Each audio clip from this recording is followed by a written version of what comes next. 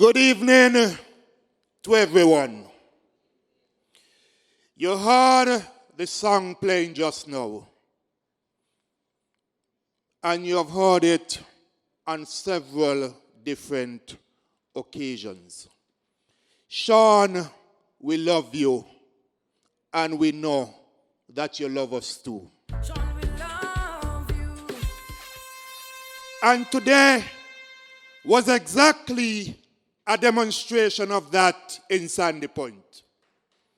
I therefore start by saying a very special thank you to all those persons who came out today in Sandy Point to be part of my nomination. Sandy Point. In particular, I want to say thanks to Don Hodge and Cindy Deming, who nominated me. Today, I think, signaled to the publisher in Sandy Point, who is the representative in Sandy Point. This morning, I got a call, and the person on the phone asked me if the cemetery up by the community center already open. How come I didn't tell them that? I said, cemetery by the community center open? The cemetery ain't open yet. Why you asking that? The person said, well, I see a man going up there in a black suit, and I see about 10 or 11 people behind the man. And I know these days when you have a funeral, it's only a little bit of people allowed to attend the funeral. So I thought it's some funeral procession going up by the community center. I said, well, as far as I know, the cemetery up there ain't open yet. The person called back later, they said, Shawn, I was wrong. It's the big puppy show was walking, going up there. Because that is what it looked like today. A puppy shop there with 11 persons. But by the time Shawn was ready, the whole of Sandy Point behind me supporting my nomination. And that is why I have to say thanks to the people of Sandy Point. Because they have seen real representation and they intend to continue to vote for real representation in Sandy Point. While the people of Sandy Point are ready for the next term, and you heard from my colleagues that in their constituencies, the people are also ready for them. Because come the 5th of June, it seems as though it is going to be a clean sweep for this election by Team Unity. While we have been planning, while we have been preparing, you heard some persons asking for the election. I think it was the 15th of June, they had a demonstration in the country. They said 5 years up, call the general election. We went to Parliament to extend the time for the state of emergency. They came into Parliament and they argued. They said, you all trying to extend state of emergency because you all don't want to call the election. You all afraid to lose the election. We said to them that the election will be called before August 11th. And the state of emergency has nothing to do with general elections. And now that we have called the elections, they're saying we wasn't ready. Ain't ready for the general election. And so now they gone over to the court. But tell them that no courthouse will save them for the licks that they're going to get in this country. DJ is right, DJ on point. He ain't gonna save none of them. So they could run, go to court as much as they want. But come the 5th of June, they're gonna take the licks, and they better take the licks like a man. They're gonna get the licks. And so what they're trying to do now is to mash up the peace and the prosperity in this country. You had a man who became Prime Minister of this country in 1995. He inherited a country that was doing good. And by the time you got rid of him, in 2015, he had destroyed the country. He doesn't have a plan to manage this country. And that is why he's upset, because the election is called. You would think that he would come before you and he would present a sensible plan as to why you should elect him and his colleagues on the 5th of June. But instead of presenting you with a sensible plan, he said he's going to the court to stop the general election. He wants to stop the progress that you are enjoying in this country. He had 20 long years to deal with the crime situation in this country. A crime situation that skyrocketed under his watch. Because in 1995, when he became Prime Minister, he only had 3 or 4 murders a year taking place in this country. Mashed up the country. Crime skyrocketed out of control. The most murders we ever saw in this country are under his watch. Year after year, as a matter of fact, 1 year for election, he said law and order would be priority number 1. Instead, law and order became the worst thing for him in this country. No priority for him. Day after day, night after night, murders taking place. Persons no longer respected the church. Church going on, and persons being gunned down outside of the church.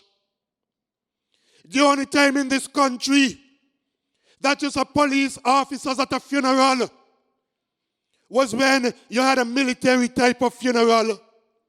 But under his watch, you go to a funeral, police officers lying in the street, police officers inside of the cemetery, because of gang warfare in this country. And that is what he wants back this country to take you back to. And you must say to him, no time, you're not going back to that. This Team Unity government said to you that we will give priority to crime. And under this Team Unity government, crime has decreased in this country. That is why on the 5th of June, you have already said to everyone that you're going to vote for Team Unity. A vote for Team Unity on the 5th of June is a vote to continue to maintain peace in this country. A man who was responsible for national security and had a police station just around the corner from where he lives, and had police officers complaining that rat eating the bread and rat eating the cheese when they put them down in the police station. Police officers tell you when they're sleeping, they're feeling bite because wood lice dropping down on them and biting them. And he was the Minister of National Security. Not even in his own constituency, he looked after the police officers. and want police officers to go back to that. That is why the police officers are also saying they don't want him back as Prime Minister of this country. Cannot take the reject, cannot take the defeat that is staring him in his face. And so rather than taking it like a man, he has decided to go to court because he's not ready for the general election. But he could run and he could hide. But on the 5th of June, Kevin Ninky Williams has said to the people of constituency number 6, try something else. Try something else. Do not go back to that old thing. That is a thing of the past. A thing that you have rejected. A thing which has proven that he has no use for the people of this country. A citizen of this country, and all because he no longer has a diplomatic passport. Ron went to Dominica and begged Skerrit, please give me a diplomatic passport. I want to travel like Timothy. I want to travel like Shawn. I want to travel like Lindsay.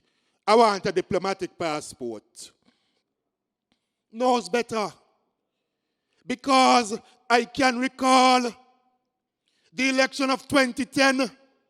We had to take him to court because he came with some document saying that you must sign it on nomination day. And if you have dual citizenship, you cannot contest the general election. We told him you're out of place.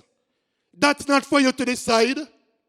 That is for a court to decide whether or not someone is eligible to contest a general election. And the court told him exactly that, and he had to change it. So he knew better. He knew better, but still went and accepted a passport, citizenship from the island of Dominica. Because he cannot be like the ordinary man and woman in this country. He must be different. A man who is afraid of traveling to England because they said he went there with a clutch and the clutch had in too much money. So you're afraid to go back there.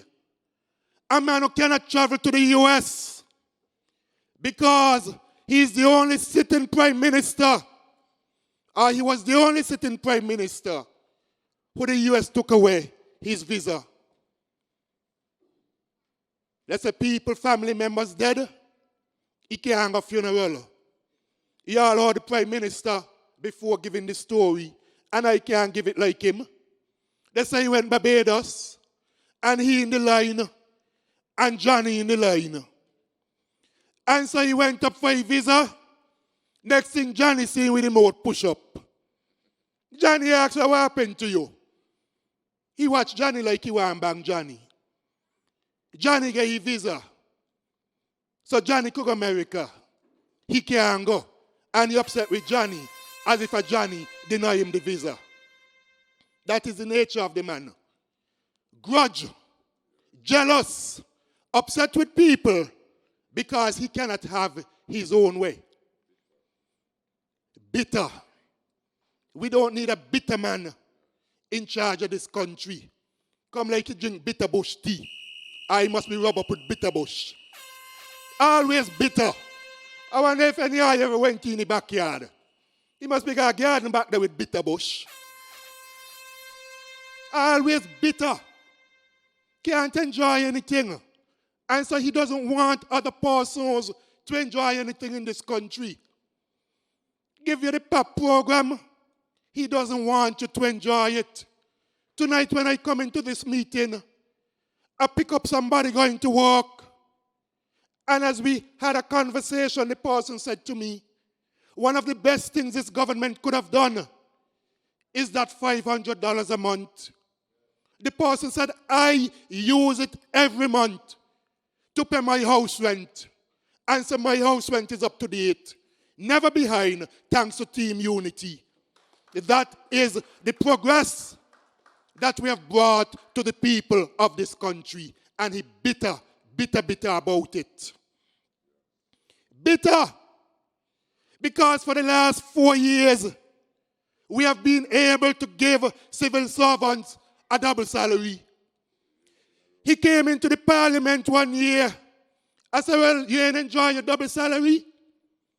He said, but I have not gotten any. I have not gotten any.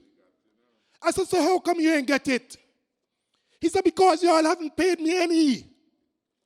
I said, man, you tell her. Only to find out the man or the government money travel up and down the wall and account for the money when it comes back.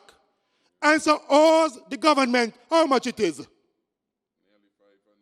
Nearly $500,000, nearly $500,000, and still expect to get the double salary to carry home. A bitter man arguing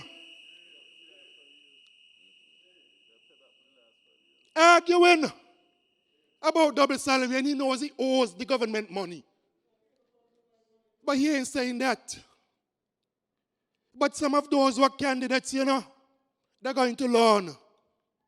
Because I remember one day talking to Ghost, and Ghost said to me, Shawn, I don't want to have anything to do with a man. The man to lie. I said, but he to lie, Ghost. He said, boy, you know how much lie he tell me? He said, the man had some money for me. The first time I went and I asked him, he said, boy, Gaddafi was supposed to give me some money, But here Gaddafi dead. So he better get the money. He said the second time he went back to him, he said, but you ain't here patches in parliament talking about me light bill or light bill. I ain't got no money, I brokes.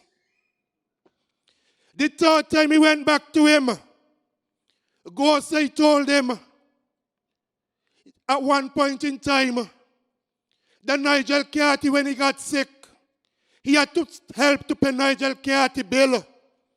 And so that's why he couldn't give him anything. Ghost said it's only when he listened to Parliament and he heard that is the government paid for Nigel Carty medical expenses overseas. He said, my God, the man tell me a next lie. Cannot trust him. And if he could tell his own colleagues that, imagine what he will say to you and what he will say to the rest of the world. A few days ago, a young man said to me, he said, I'm going to tell the story one of these days, how he fooled me, promised me scholarship. And when I couldn't get a scholarship, he asked me what else I'm looking for. I said, I want to open a business. The young man said, tell him, come the next day, bring the business plan.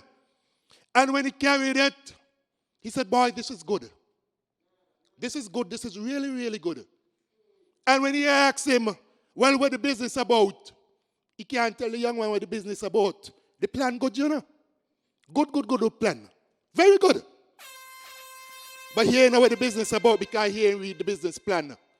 You cannot trust the man. He has no real interest in the development of this country. He's all about himself. And he doesn't want to see the continued progress in this country. Paid off his bill that he left from the IMF after he bankrupted the country. Gave everybody a haircut. Even looked like he gave Marcella one too. She can't even go back up to it. TDC, haircut. Credit Union, haircut. Brimstone Hill, haircut. The very churches that you take your money to religiously every Sunday, he gave those a haircut too. Bankrupt the country. And that is what he wants to go back to, because he has no plan in place to ensure that he properly manages this country. So he's now upset with everybody, bitter with the rest of the world, but more importantly, bitter with the citizens of St. Kitts and Nevis, because he sees defeat staring him in his face. in constituency number 1, he knows that Patches will be returned as the representative for that constituency. Constituency number 2, you heard John L. He lost by 95 votes last election, but that is not going to happen again. John L. is already ahead in constituency number 2. As nomination was taking place today, I heard a commentator on the radio speaking about nomination in constituency number 3. And as he mentioned Congress, he said he has a very small crowd with him today on nomination day. A very small crowd. That is what the commentator said. And so you recognize that in constituency number 3, Senator Akila Byron will be elected as the next representative. Akila will do for you. Akila will do for me. In number 4, it is Grant for sure. And I don't have to tell you about constituency number 5. Because it's no gimmicks, no tricks. Election 2020, Shawn sharing a real set of licks. Mr. DJ, you should have got a part of the song lined up. You got the wrong part, Mr. DJ. You're going to get it right the next time. And you heard from Ninki, constituency number 6. Never did so much work in constituency 6 before. There's a morning, noon, and night, you look outside, you wonder what short man that I run through all the alley them. Douglas upon a local people, come support me. You heard Ninky, a young man said, all the years of his life he passed him straight. He only see the young man in a short supporting Ninky, tell the young man must go take off that. He must be thinking a child. Must be child, but take off that. Where you buy the shot? Hey, Ninky, he pay your shot them now? Huh? No? And the young people in number 6 are saying they have had enough. Enough is enough. Constituency number 7. It is what? Harris again. Harris again. By the way, who running in number 7? I don't even hear anything about a Labour candidate in number 7. You running on a post PM? I think so too. And in number 8, I am certain that the Honorable Eugene Alistair Hamilton will be returned as the next representative for constituency 8. The Honorable Premier, during our launch, he said to you, he is coming down with his seat. Eric Evelyn is coming down with his seat, and Alexis Jeffers coming down with his seat. Therefore, come the 6th of June, when you are celebrating, you will be celebrating a victory of Team Unity. You will be celebrating a victory for you, because Team Unity is about putting you, the people, first. Tonight, as I close, I say to you, continue to do the canvassing. Continue to speak to pastors.